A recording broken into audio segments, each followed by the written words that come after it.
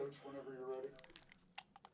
All right, first of all, congratulations to Clemson. They've got a fine team. I think that tailback, Etienne, and the quarterback are the best two they've ever had there, at least since I've been watching them. Those guys are really, really talented. Obviously, our plan was to try and keep our defense off the field and try to hold the ball as long as humanly possible. That didn't mean we going into the game that we couldn't or wouldn't try and throw the ball. It just meant we were going to try and limit the number of possessions. When you play it like that, you got a chance for it to go a bunch of different ways. I thought that was the best chance for us to win. I still believe that. As far as the quarterback situation went, I'll tell you what I know.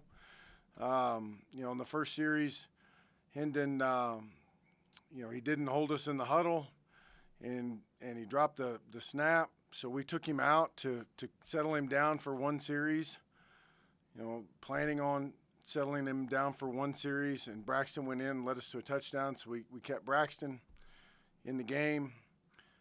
Braxton got knocked out of the game. He did not get knocked out. He got injured and couldn't go back in. And we put Hendon back in, and we dropped a snap, and we're going to put him back in, and the trainer came to me and told me that he was cold. So I don't know if there's something more significant or serious or what with that. I've never seen that before or heard of it before, and so I don't know any more than that. So Knox went in there and competed his tail off. I was proud of the way he went out there and hung in there and competed. I have no idea what that means moving forward, guys, but I'm just telling you, he did a good job going in there. Defensively, obviously we had our hands full, but our guys competed their tails off. Trying to keep them fresh and off the field I thought was beneficial, and therein lies the game. Andy, you want to start? Yeah, Justin, going back to right before halftime, you get the ball back with 55 seconds left, and you have the 3 timeouts. Yeah, so did they. They had 3 timeouts also, so they just ran through us like we weren't even out there. So my first thought was do not roll our tails out there and throw it 3 incompletions and give them the ball right back. So we ran the ball, busted one run, and took a chance to throw it in the end zone. I'd do it again playing these guys. Now, if we were playing somebody else in a different situation, you can play it a bunch of different ways. But when you watch those guys and they've got their timeouts, the first thing is not having your defense have to take the field again with Trevor Lawrence and all that comes with that. So we ran the ball, popped one out, took a shot in the end zone. I don't know what your angle was on the Hail Mary that got tipped past. Did you think for a second the Blackshear had gotten in on that play? I felt like when I saw the replay, and I don't know, Andy, I'm sure you guys probably saw it more than I did. The one look I saw on the big board, I didn't think he was in, but that was just the one look I saw. Well, I mean, it was close, but y'all tell me, was it pretty evident that he wasn't in? I don't know. I think he was short. Yeah. I wasn't sure what your advantage was on that. Mike Nizilik? Yeah, Justin, about Hendon, you mentioned he kind of didn't hold the huddle and the snap. I mean, when you see a quarterback fumble 2 clean snaps, I mean, are you worried about him? I mean, did you feel he looked off in general? Like, I mean, what was your kind of view of it? Well, I mean, he's had some issues in the past with catching the snap, which is kind of an odd thing for him. I mean, he's got great eye-hand coordination and big old strong hands, and he's a good basketball player, but occasionally he has had some issues with that. So I don't know. I didn't feel like he was off or anything. I don't know what to tell you other than. And with the game plan, how much work does it take to work on that pace? With the huddle, I mean, it's a completely different operation than you kind of normally do. How much does that take? Is it just a matter of a couple meetings, or do you work on it during the week? I mean, how much goes into that, the change of pace that you guys used tonight? Well, I mean, essentially as the head coach, I say this is the best way for us to win the game, and those guys go about ironing out the details. But, Yeah, I mean, it takes a little bit of work and a little bit of practice. I mean, you don't have a lot of time at the line of scrimmage. The thing about the way Clemson calls their defense and the way Venables does things is, he wants to see the formation and where the back's set and hold his call as late as possible. So, we eliminated all signals or most signals and, tried to get up there a little bit later and, shift a couple times in motion to try and negate some of that. I thought it really worked well for us. But you do run a little bit of a risk there because you're taking the line of scrimmage with less time, So, you're not getting to check. You're not getting to do some things that maybe you historically have been able to do at the line of scrimmage. And then, do you have any update on Trey Turner's status going forward? I mean, he did not practice much this week. The plan was for him to dress and see how he felt, and he was unable to go. I would, if I was guessing, I would guess that he'd be okay next week. I mean, had 2 weeks, but I don't know that for a fact. Mike Barber. Yeah, Justin, a couple of big penalties on Brock Hoffman. I'm curious what you saw in those and what impact you thought they had on the game. I thought they were unforced errors, and you can't have those when you play teams like this. And I didn't see this. I didn't see either one. But I know he had two penalties, and he knows. He's probably not very happy with me right now, but I understand that. But we can't do those things. And in terms of Khalil Herbert, he seems to be getting healthier each week. What did you think from sideline evaluation of how he played tonight? Oh, I thought Khalil was good. I mean, he's been really steady when he's been healthy. He seems to be able to kind of pick his way through there and feels comfortable. I don't know how to describe it. You guys watch it. Like sometimes he kind of stops and goes, but he seems to be a pretty effective guy for us. I thought he played well. Norm. Justin, you guys gave up, 195 yards passing. 114 of those came on 2 passes for 2 completions. That's a season low for him when he's attempted 10 or more passes. How do you feel like you did against him, Trevor Lawrence?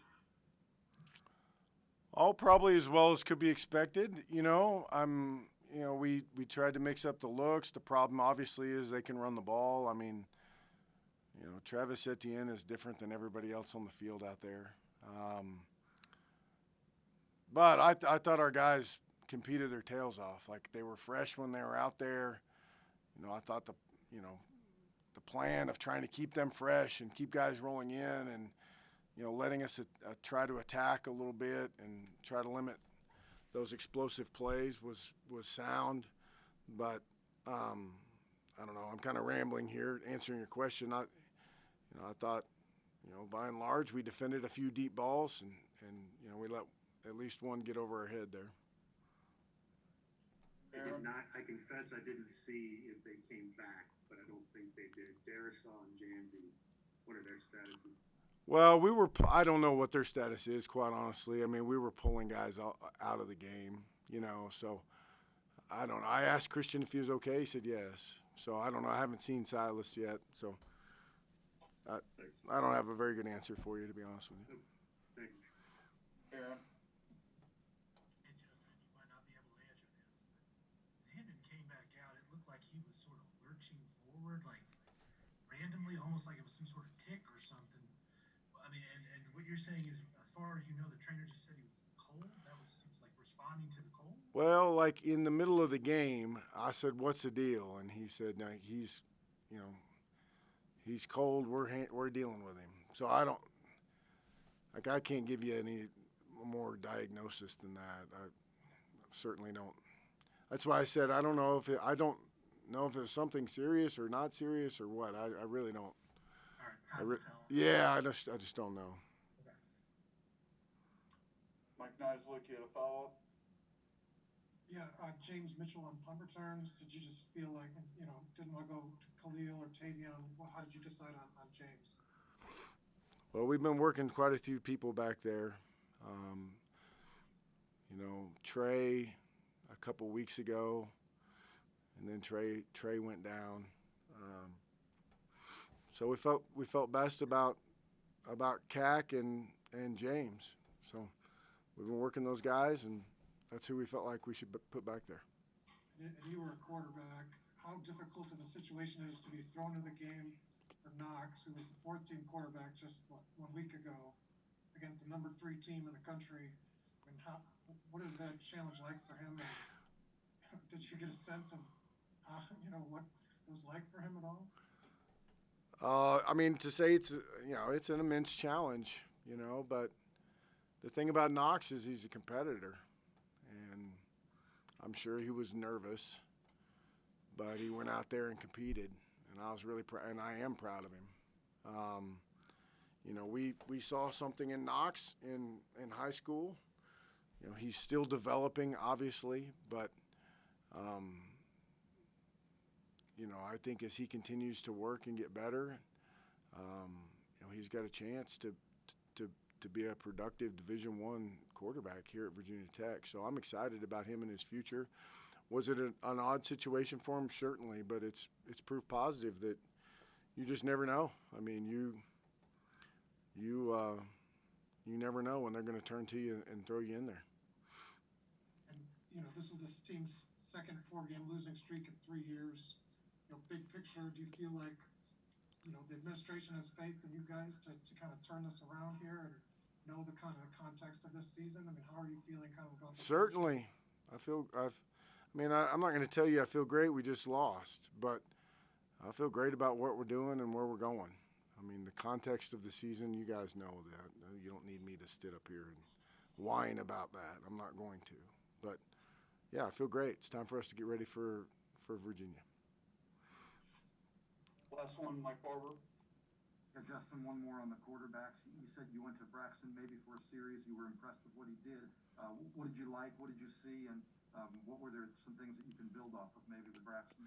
Well, he stepped up in the pocket and had the nice pass to Tavion. I felt like, for us to be productive, we're going to have to stay on the chains, but we're going to have to hit some plays.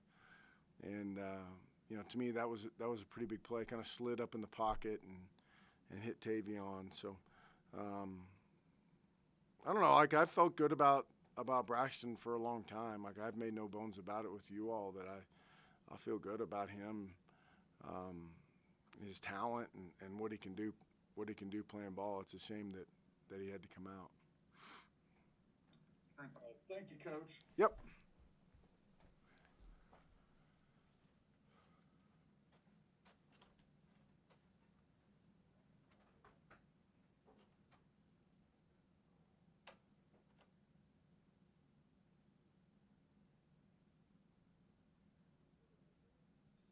Hey guys, all right, we've got James Mitchell coming to the table here right now. Mike Nisley, you want to start?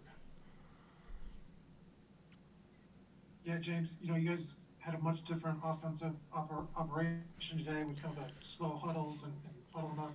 How challenging was that to kind of just set up during the week? Coach said you had limited prep time for it. Was it, so different from what you normally do? It was definitely different, but we knew that's what we wanted to do to give ourselves the best chance to be in a good position to win the game. But I don't think it was anything too challenging. Definitely different because we like to go a little bit faster, but yeah. How deflating was it? You guys made this a game for almost 3 quarters, and you have all your quarterbacks go down. I mean, how tough was that as an offense to see? How bad did you feel for those guys trying to compete, and Hendon especially kind of get shaken up again second time? Yeah, it obviously sucks when you have 2 quarterbacks go down and 2 guys that have played a lot and want to be out there. But, Knox did a good job stepping in, and I'm very proud of that kid. He didn't I don't even know if he got any reps during scouts because he was working the scout team quarterback. So, he stepped up and played good, but yeah. And then I got feedback from Big Stone Gap area that you were a pretty good punt returner in the day, I guess. Was that the first time since, senior year you returned a punt? And what's that like for you to kind of step back in that role? Yeah, that's the first time live since senior year, and it's different. But I've been working back there actually pretty much all year. Didn't really know when my opportunity was going to come, but they came up to me this week and said, you're going, so just get mentally ready, and that's what I did. Andy? James, I'm curious what the mood was in that locker room at halftime, where you guys are down 17-10. You were like a couple inches away from on that Hail Mary from being tied at the break. It looked like a pretty energetic group at halftime. Yeah, for sure. I mean, we knew we were right there in it. We were executing our plan, what we wanted to do. We were doing a good job of that, and down 7 points at half. I mean, we couldn't really ask for a better situation unless, we got that score. That would have been great too. But guys were energized, and we were ready to get back out there and compete in the second half. I'm curious how different that mood changes now with the way the second half went and just a 4-game losing streak at this point. Yeah, it's hard, but because guys are playing hard, kind of like I said last week, guys are playing hard, and everybody's just battling right now, and it's tough with the way things are going. Guys are deflated because we made some mistakes that we can't make against a team like that, but for a long time we were right there. Thank you. Aaron?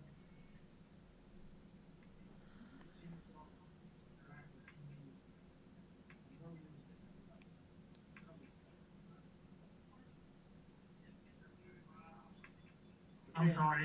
Yeah. James, did you get a chance at all to interact with Hendon on the sidelines in the second half at all? From where we were sitting, he looked a little shaky down there. No, I didn't really get much of a chance. I was, trying to get adjustments and just be there for the defense, so I wasn't really able to communicate with him to see what was going on. Justin had told us, or Coach Fuente had told us that the idea was to keep the ball away from them as best you could. How did you feel like you guys achieved that, at least early on? I thought we did a great job of it. We limited their possessions.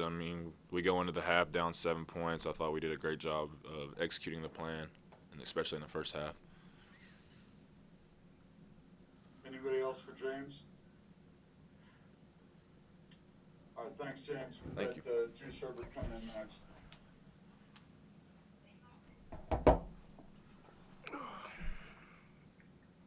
Mike Barber, you want to start with Khalil? First, in terms of being on the sideline with Hendon, did you see kind of what was going on with him, and was that scary for you as a teammate to kind of not know his situation? Yeah, definitely. Just trying to keep him up, keep him going, tell him to just stay warm. Just trying to check on him every time I came to the sideline. And in terms of your play tonight, it seemed like you were able to find some spots to get some yards. What worked well, and what were you guys not able to sustain? I think pretty much all the running game was working well, inside, outside zone. We made some key mistakes that we can't make, and they capitalized on it. If I can ask you one more, the two big penalties on Brock, how much did they impact those drives? Yeah, those definitely impacted the drive. Those things that we can't have going forward. So, that's something that, Brock knows, and he was really sorry about. He was telling us on the sideline, like, I got you guys. So, things happen in the game of football, but, yeah. Andy? Yeah, Khalil, you guys were right in this up until halftime. Now, what did you feel going into halftime, and then how disappointing is it to kind of see it slip away like that in the second half? Yeah, definitely, our game plan was working the whole first half. We went to half down by 7, I think. Just coming out, we just didn't do the things we should have been doing. Holding the ball, protecting the ball, just things that we've done all season that we needed to do in this game, because Clemson's a really good team, and in a tight game, they make those things big, so. 4 straight losses for you guys nearing the end of the season here. How do you kind of get this locker room up, get this locker room turned around for the regular season finale? Well, it's Virginia, so, that says it to itself. Guys are already kind of ready for that. I don't think we really have to get everybody up. That's a game that everybody gets up for, so. Norm? Khalil, you're the You're the first Tech back in 5 seasons, the second in 9 seasons, or 5 years, and the second in 9 seasons to clear 1,000 yards. Your reaction to that, and did you think that was a possibility when you got here, when you transferred here? Yeah, definitely. Coming into the year, it was one of my personal goals to reach. I never did it before my whole life playing football, so it's definitely something I want to accomplish. Jackson? Yeah, Khalil, obviously on offense, you guys cycled through 3 different quarterbacks. How difficult was it out there for, I guess, everybody on offense, just kind of having to deal with that carousel? It's not too difficult. We rotate guys all week during practice, so guys are prepared. Once Knox got in there, we were just rallied around him, told him we got his back to help him get comfortable. But it's stuff we do all week in practice, so. Mike Nisley? Yeah, just the operation that you guys had with, holding the ball till there was like 5 seconds left on the clock, on the play clock. How different was that? And had you ever played in a game where the strategy was so extreme like that, where you're trying to use almost every second you have? Oh yeah, I've played in a couple of games like that. Just keep the ball. When they have a really explosive offense, you're trying to keep the ball away from them. But it wasn't too difficult. We huddled a lot. It was more. It was just slowing us down. We were allowed to get comfortable and be able to fire off the ball. So. Thanks. Mike Bober? Yeah, Khalil, how surprised are you as a team to be in this situation, considering the first 2 weeks, so many guys out, and you guys kept winning, and I think a lot of people thought, hey, when they get full strength, think how good they're going to be. How surprised are you with kind of where things have gone? Yeah, it's one of those things. You just got to keep going. Nobody wants to be in this situation right now. Guys are obviously don't like losing. So it's kind of thing we just got to keep going, keep working to get better, and then turn around and get a dub next week and finish off strong. Thank you. One more, Aaron? We know you're really close with Hendon. What did he seem like when you were talking to him on the sideline? I couldn't tell you, but I know in the locker room now he's good. He's warming up, so I'll see him at home, but he's doing good now. So he seems normal. Yeah, he's good now. All right. Thanks, Juice.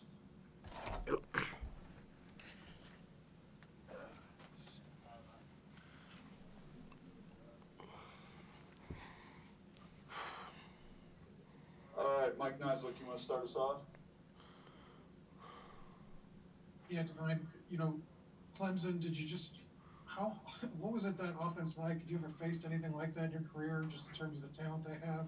Now having played them, how do they compare to teams, or great teams you faced in the past? Talent-wise, I don't think I played anybody close to that. Maybe Miami would be the next closest. Like you said, they had a lot of talent. They were really good, and we just didn't do our job. Mike Bober? Divine, I don't think anyone this year has picked off Trevor in the red zone. What happened on that play, and what did you see, and how were you in that position? Well, this game I was focused on disguising because I feel like he didn't get a lot of that, and my job was just to be in the post, and I read his eyes, and I seen the dig coming right behind the end zone, the back of the end zone, and I just made a play. And what worked so well defensively in that first half? I mean, you guys have had some really rough defensive outings, and you looked pretty good against Clemson in the first half. The main thing we focused on was just making it simple for the guys and doing our job and executing, and then swarming to the ball. That was big too. They can't make everybody miss, so yeah, that was big. Thank you. Aaron?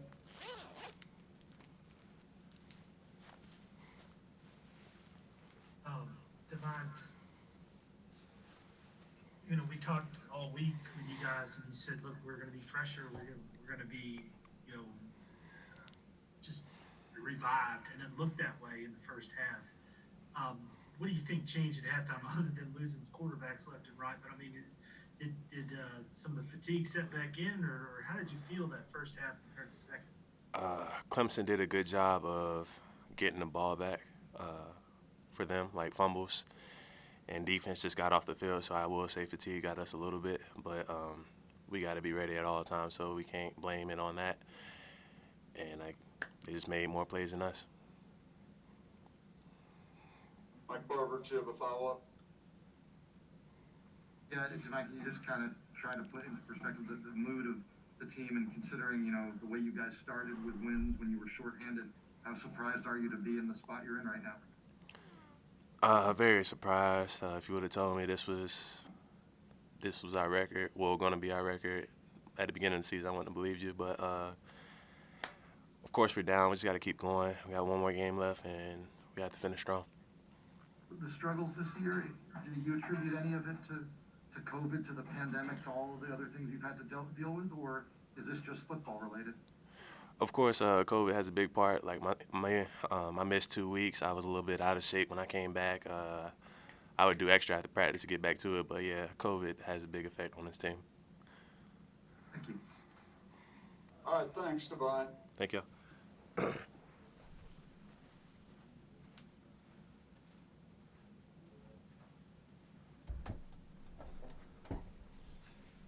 All right, we're joined by Mr. Knox Kadum here.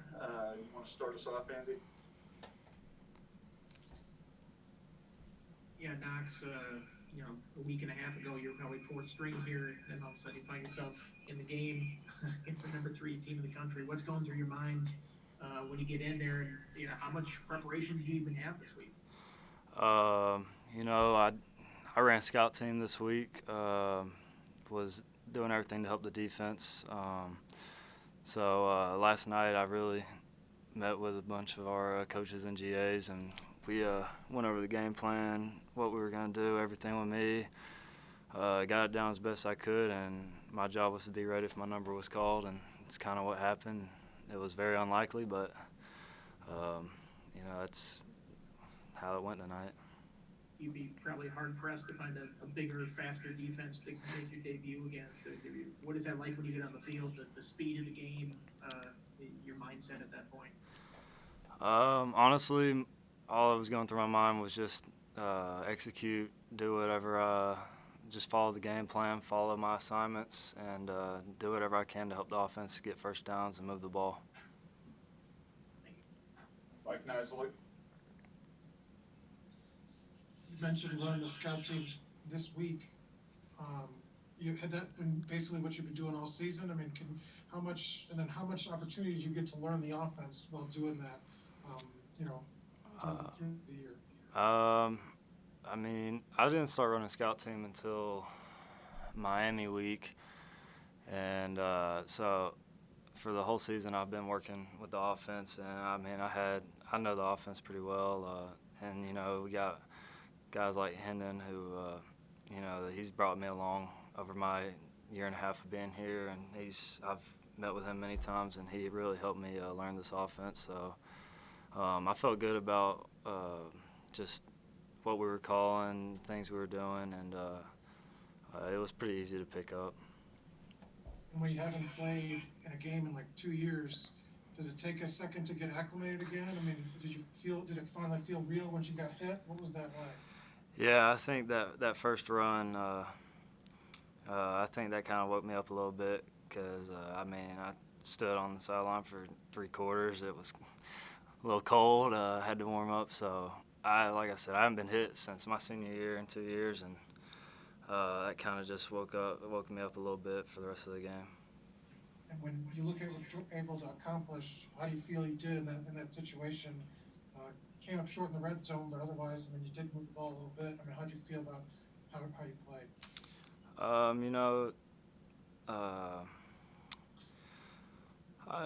There's always things to work on and things to get better at. I missed 2 throws.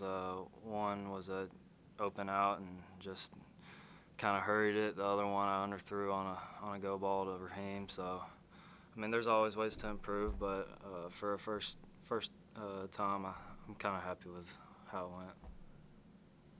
Norm.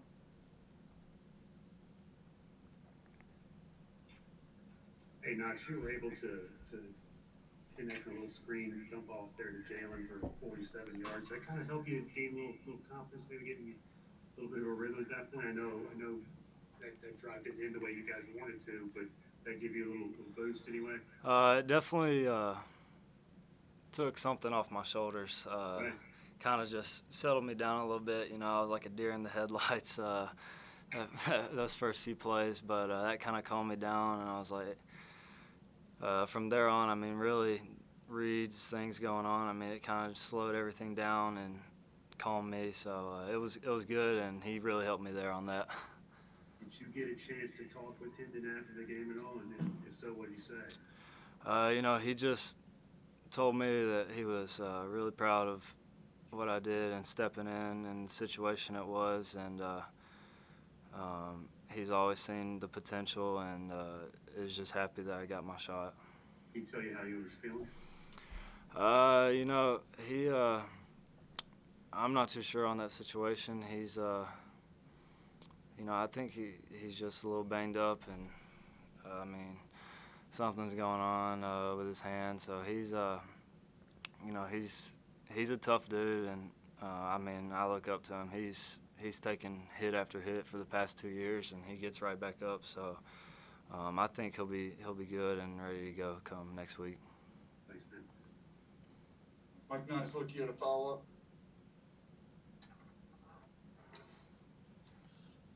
Yeah, I mean, who did you kind of lean on throughout this last year as you're kind of waiting, you know, and, you know, kind of learning the offense? I mean, was it the other quarterbacks? Was it any of the assistants? I mean, who kind of helped you throughout this year to kind of prepare and get ready? Offensively, it's been Hendon and Quincy. They did. I mean, I've been with them, like you said, the past 2 years, and they kind of took me under their wing like a little brother, and I mean, they helped me in every way, in every aspect to learn this offense and learn my keys and rules on each play. I think the big thing for me when I first came in was all the multiple defenses, especially when we had Coach Foster and the multiple things he did. You know, there were so many things I didn't see. So our GA, who's now quality control, Caleb Gelsomino, did a great job helping me with defenses. And, I mean, there's always, like I said, something to learn. And I'm always with him. He's a great guy. He's super smart, great football IQ, and he's really helped me a lot.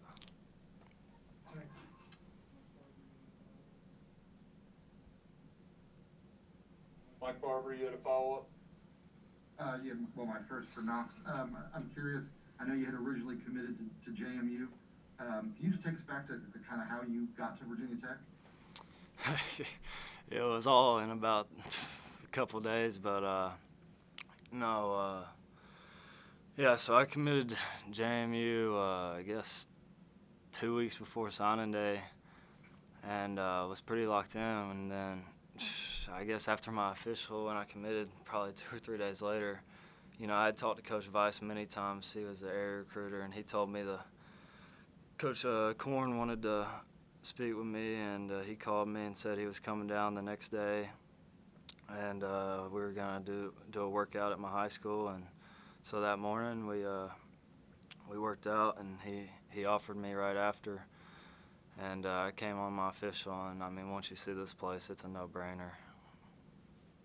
What do you remember about that workout? Did you feel like, hey, I nailed it, or how did that go?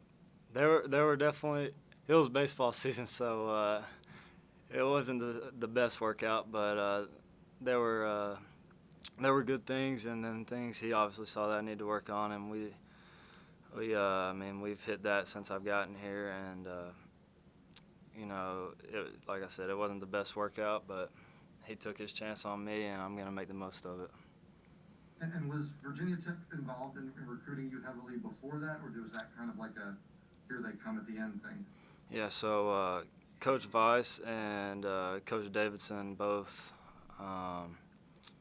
started talking to me my sophomore year, and it was just kind of on and off thing. The big thing was, like, they always told me that it was just they didn't have room to make an offer. I mean, you still had Josh, Ryan, you had Quincy, and then Hendon, I mean, they had plenty of guys in depth that they didn't need anyone from my class. And then when, all that happened with the transfer portal stuff, then that's when it all kind of just blew up instantly. Thank you. All right, thanks, Knox. Thanks, Sir. fellas. We'll get back on a normal schedule on Monday.